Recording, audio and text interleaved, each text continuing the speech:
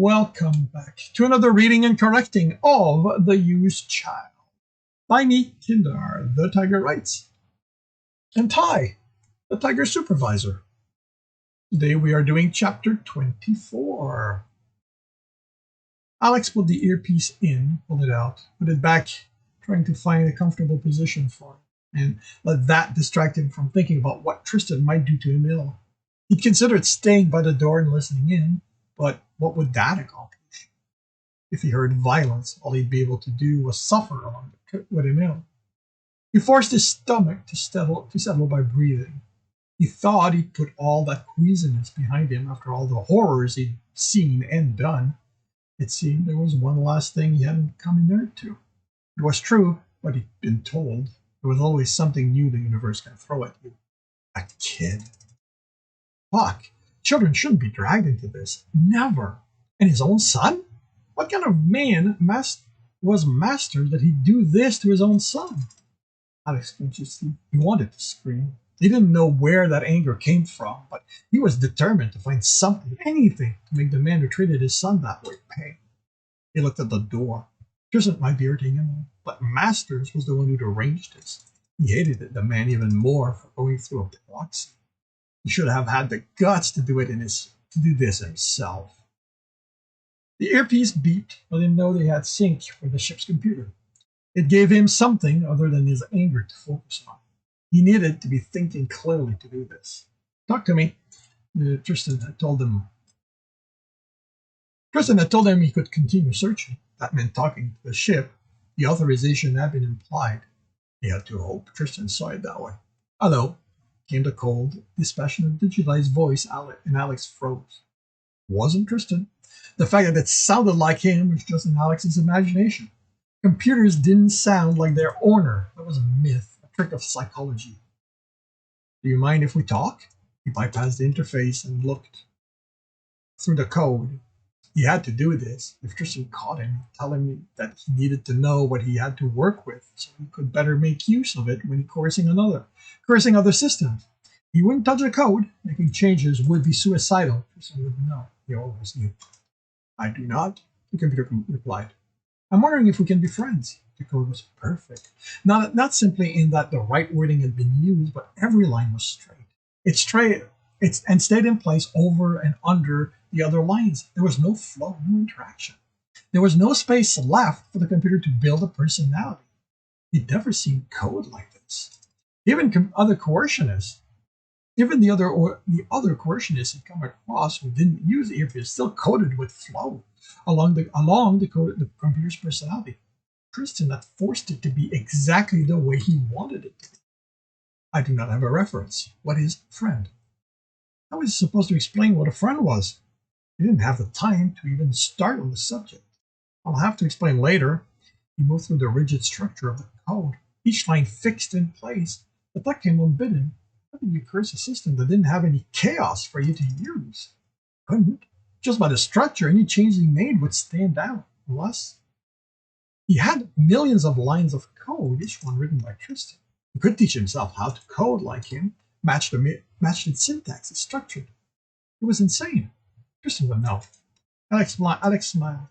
Not if he was really very careful. There. This deep in the code, he could practice on that line. He wouldn't change anything on how the computer behaved.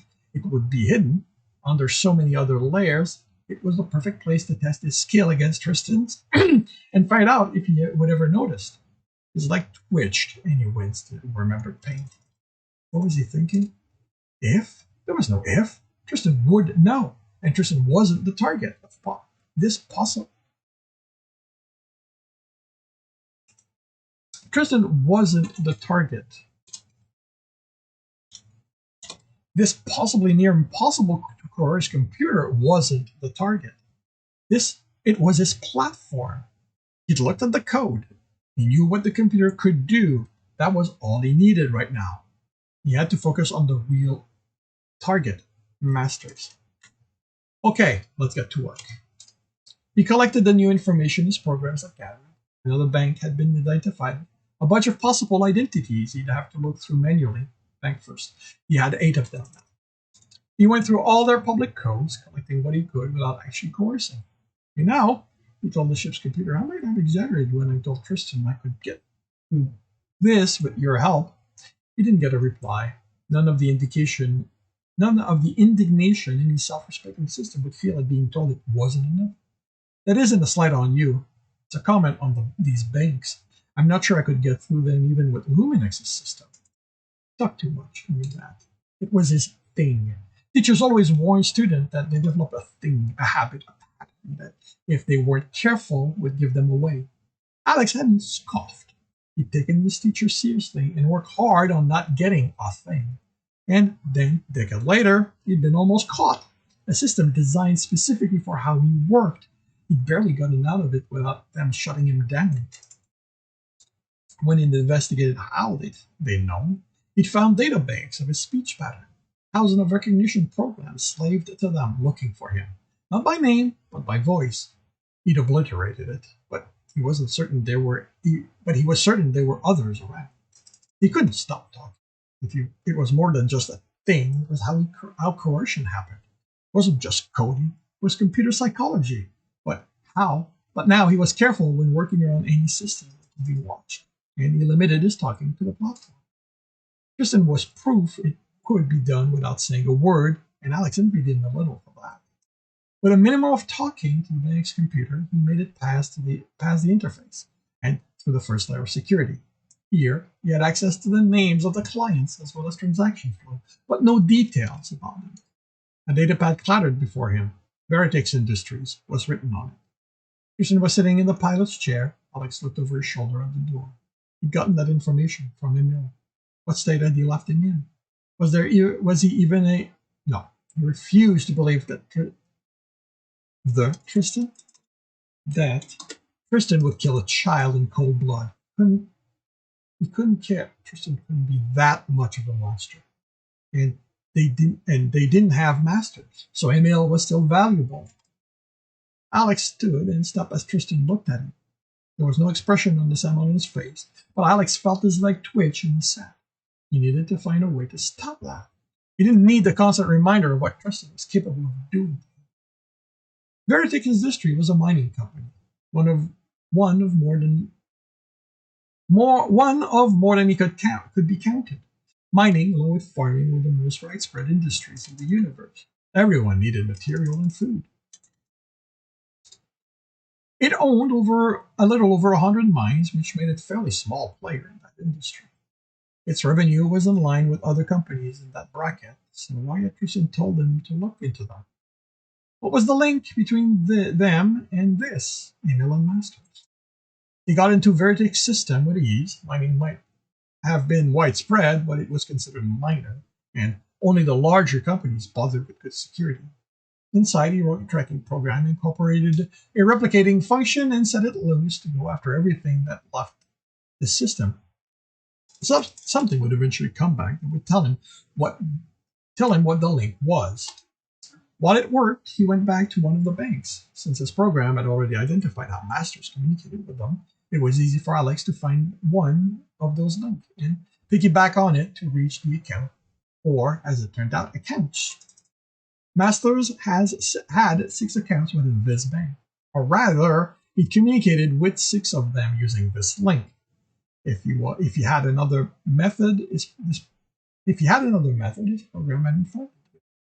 There could be more. 6 accounts wasn't unusual. He worked for SpaceGov, and maintaining a position there took a lot of money. He'd want that to be safe.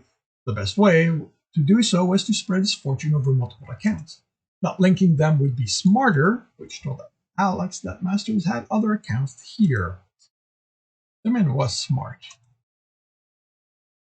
He could look, but not touch, not without first doing major coercion to give himself the access he needed, and a bank this secure would be watched by all the organizations looking for Alex.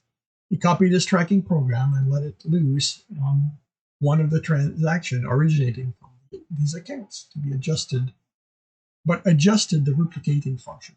Too many of them and the antibodies would notice. The system was that sensitive about security. He set it to only replicate at forks in the transaction line. That meant only one tracking program per line. It meant many of his searches would be ended by automated monitoring system, but that was better than someone tracking inactive interest in what he was doing.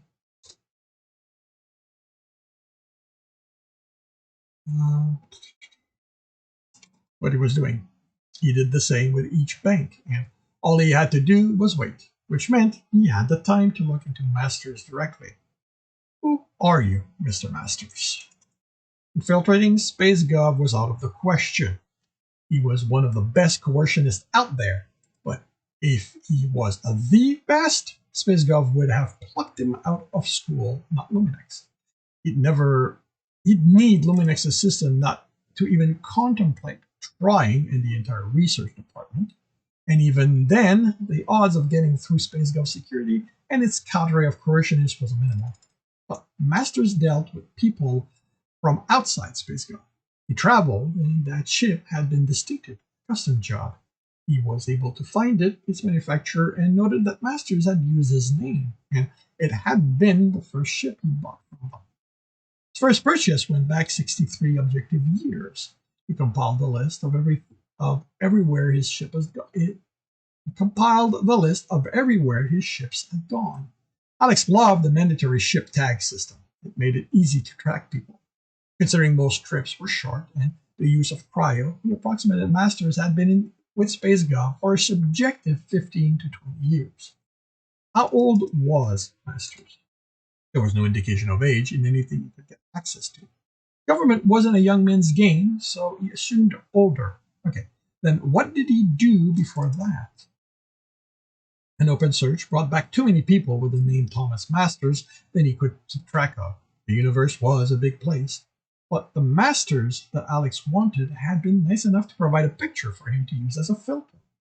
It removed all but 6 options, because programs always erred on the side of giving you more choices. Alex was able to find the one that mattered, but it only dated to 2 years previous to the first ship purchase. Alex leaned back in his chair.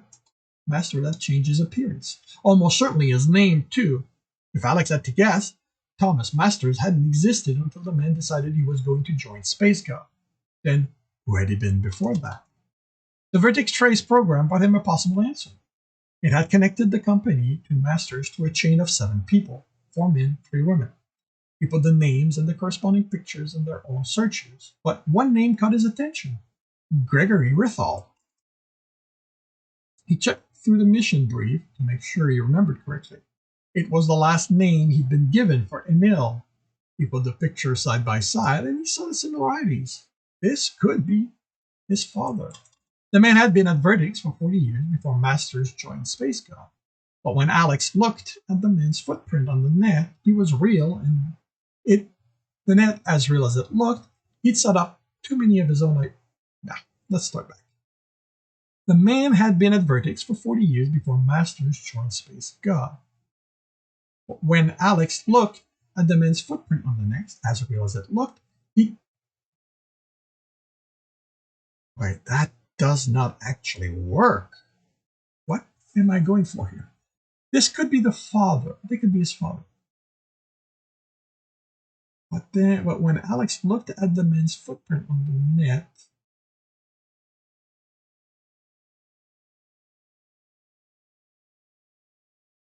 okay, all right, okay. I think I know what I was going for. But when Alex looked at,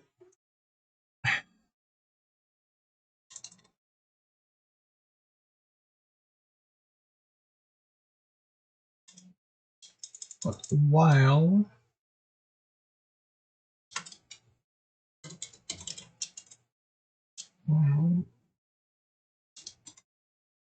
the man's footprint on the net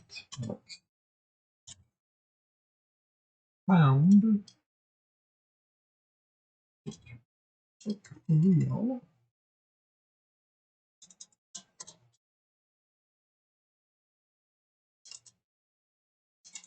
He'd set up too many of his own identity people. Yeah, there we go. That's no idea how. The man had been at Vertex for 40 years before Masters joined SpaceGov. But while the man's footprint on the net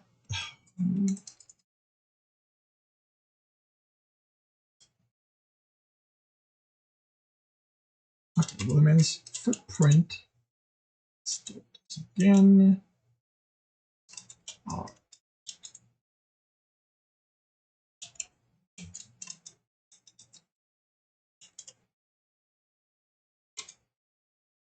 But while the man's footprint Alex found on the net looked real, he'd set up too many of his own identities to be fooled. The transaction keeping him alive were too regulars, the circle within which they took place too narrow. This was a fake identity set to enforce Emil's own false identity. Had been one set up even before Masters existed. By whom? So he went back to Masters and scraped through every public access system for his image and name. As expected, for a space gov man, Masters made himself visible under control situation. Thomas Masters wanted the spaceways to be safer, and he had no qualms telling every agency about it. He had a cold disdain for mercenaries and hot anger for pirate anyone who made their living swindling innocent travelers. Through the news, he was able to confirm Masters had bought his way into SpaceGov a few months before buying his first ship. The ceremony had been broadcasted, and all his work had been within the security division. Going up through the rank as one superior after another retired, transferred, or simply stopped showing up for work. Alex had to smile. That rapid of a climb didn't happen naturally. Masters had no problem helping his superiors move on to other things. Again, smart. Just like coming in person to hire a well-known criminal to kidnap his own son, and then use the outrage to cement his position as a champion of the law in space. There was nothing on the net to link Masters to Tristan. Like every good manipulator, his ship's tag hadn't registered as belonging to Masters, which cast doubt on all the other records Alex had looked at. Deal with that later. Alex found the last sighting of Masters had been that interview. He'd left the planet and hadn't reached any destination where he'd use his official tag, or the one he'd used when he hired Tristan.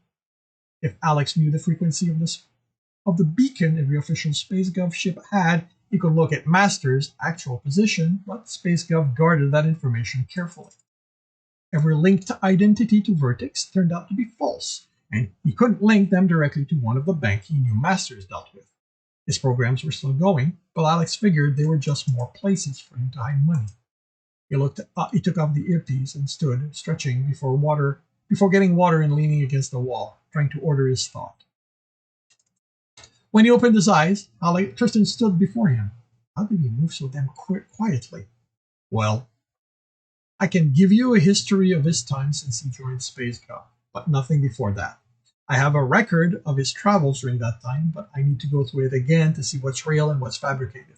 I've located 8 banks he does business with under 7 identities he doesn't mind people knowing about, which means there's going to be a lot more. My programs are still looking. The last time I can confirm where he was is the interview he gave. Since then, nothing. What property does he own? Nothing under any of his known identities. As far as I can tell, if I can find a way to go nothing under any of his known identity as far as I can tell. If I can find a way to go deeper, I'll probably find something. For now, I can only confirm the ordinary, meaningless things he does with them.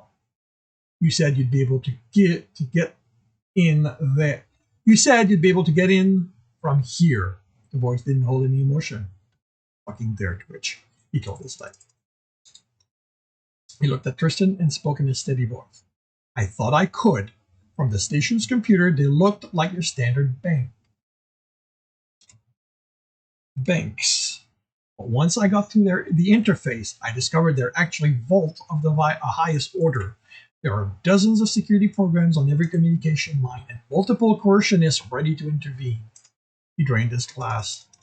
To get through that, and to get through all that and be sure not to be caught, I'd want to be on the same planet. Inside the building, if I can manage it, using their system means I don't. Okay. If I can manage using inside the building, if I can manage it. Using the system means I don't have to worry about how powerful mine needs to be. From outside, I need something more powerful than this. From what I found, Master is hands-on. So I'm confident that somewhere in his account will be something we can use. Alex threw the glass in the disposal. The only other option is for me to go into SpaceGov system itself. From there, I can get his I can get his beacon frequency, and from there I can get his beacon frequency. I'm going to guess you know just how impossible it is to get into that. He paused and realized something. I know a ship that has a system I could use. I don't think I'll be able to get into SpaceGov with it, but I can definitely get into the banks. Probably pay the captain enough to let me use it for that, but there's no way to tell how the bounty will affect the rest of the crew. Alex knew without a doubt that for that kind of money, Anders would have no problem going mutineer, and he could probably drag along his entire band of not-so-merry men. Alex smiled. It would certainly be a way to get rid of the man. Let him try to take on Tristan and see what was left of him when it was all done. Alex would enjoy watching that. And this concludes chapter 24 of The Child. If you're enjoying this, please leave a like. If you want to know when the next chapter will be up, subscribe and hit the bell. If you want to read the whole story, as well as every book in this series, they are available on all major e-retailers. If you want to support me and get access to just about everything I've written, that is on Patreon. If you want to listen to me do these live, it's every Tuesday morning, 8 a.m. Eastern, on Twitch. The links are in the notes. And with that, I shall wish you a good day.